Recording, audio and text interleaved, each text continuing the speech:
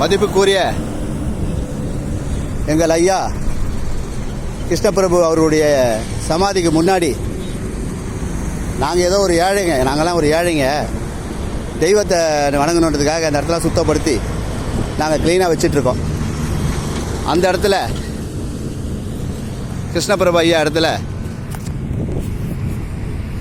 நாங்கள் செய்த சுத்தப்படுத்திய இடத்துல குப்பையில் கொண்டு வந்து கொட்டியிருக்காங்க. நாங்கள் உள்ளே போக முடியாத அளவுக்கு குப்பையை கொட்டியிருக்காங்க. இந்துவுடைய தர்மத்துக்கு அண்ணா அண்ணா இந்துவுடைய தர்மத்துக்கு மாறாக செய்யப்பட்ட இது அநீதி நான் நினைக்கிறேங்க. குப்பையை கொட்டினவங்ககிட்ட நாங்கள் கேட்டோம், ஏன்பா இந்த குப்பையை நீங்கள் கொட்டுறீங்க நாங்கள் கேட்டதுக்கு அவங்க சொல்கிறாங்க, முனிகிருஷ்ணன் என்ற தலைவர், இந்த ஊர் தலைவர் முனிகிருஷ்ணன் தான் கொட்ட சொன்னாருங்களாம், உள்ளே யாரும் போகக்கூடாது அப்படின்னு. இந்து தர்மத்துக்குரிய தவறான செயலுங்க இது. உண்மையிலே சொல்கிறேங்க, நாங்கள் வயிறு எரிஞ்சு சொல்கிறோம், வேதனையோடு சொல்கிறோம். மிகப்பெரிய தப்புங்க இது மிகப்பெரிய தப்பு.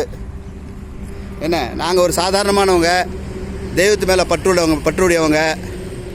நாங்கள் இந்த மாதிரி வந்து எங்களுடைய வீடையும் விட்டுட்டு குடும்பத்தையும் விட்டுட்டு இங்கே வந்து ஒரு மகாதெய்வம் கிருஷ்ணபிரபு, கிருஷ்ணனுடைய அவதாரமான இந்த கிருஷ்ணபிரபுடைய சமாதிக்கு நாங்கள் காலையில் வந்து நாங்கள் அபிஷேகம்லாம் பண்ணிவிட்டு இந்த இடத்தெல்லாம் சுத்தப்படுத்திட்டு நாங்கள் போயிருக்கிறோம்.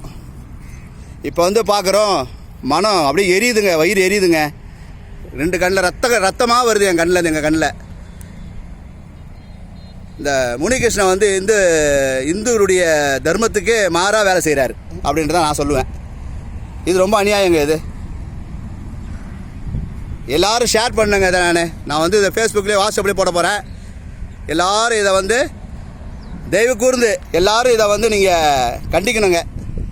என்ன ப்ராப்ளம் எங்களுக்கு தெரியலங்க. ஏன் ரொம்ப தொல்லை கொடுக்குறாரு இந்த முனிகிருஷ்ணன் வந்து ரொம்ப தொல்லை கொடுக்குறாரு எங்களுக்கு. என்ன காரணம் எங்களுக்கு தெரியலங்க. நீங்கள் தயவுசெய்து இப்போ கூட நாங்கள் படையல் போட்டிருக்கோங்க ஐயா. மத்தியானம் படையல் போட்டிருக்கோம்.